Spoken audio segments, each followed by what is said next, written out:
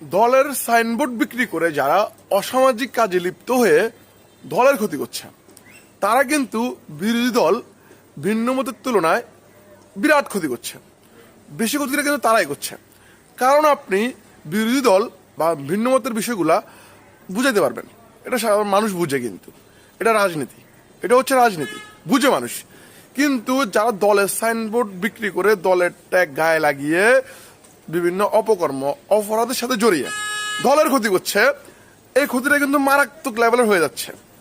আপনারা জিনিসগুলো জাস্ট রিভাই করুন। যারা সিনিয়র পার্সন আছেন, সিনিয়র লিডার আছেন, দলের যারা গাইডিয়ান নীতি নির্ধারক যারা আছেন, ওরা আইডেন্টিফাই করুন কারা এই জিনিসগুলো করছে। এই ক্ষতিটা কিন্তু মারাত্মক লেভেলের হচ্ছে, কারণ সরাসরি এটা বিএনপির ট্যাগ গায়ে লাগিয়ে বিএনপি সাইনবোর্ড বিক্রি করে দলটাকে কি করতেছে, মানুষের কাছে কালার করতেছে, খারাপ করতেছে, নিজের স্বার্থ হাসিল করার জন্য।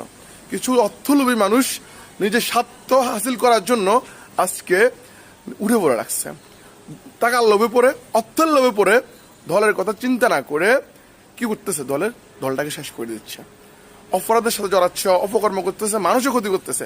অথচ যে মানুষগুলোর জন্যই কি আমরা সংগ্রাম করছি, যে মানুষগুলোর জন্য এই দল, জাতীয়তাবাদী দল বিএনপি দীর্ঘ 17 বছর সংগ্রাম করছে একটা সুষ্ঠু ইলেকশনের জন্য, যে মানুষগুলোর ভোটের আশা করছে, এই মানুষগুলোর ভোটে কিন্তু আজকে কিছু মানুষ দলের সাইনবোর্ড গায়ে দিয়ে, দলের সাইনবোর্ড লাগিয়ে নষ্ট করে যাচ্ছে।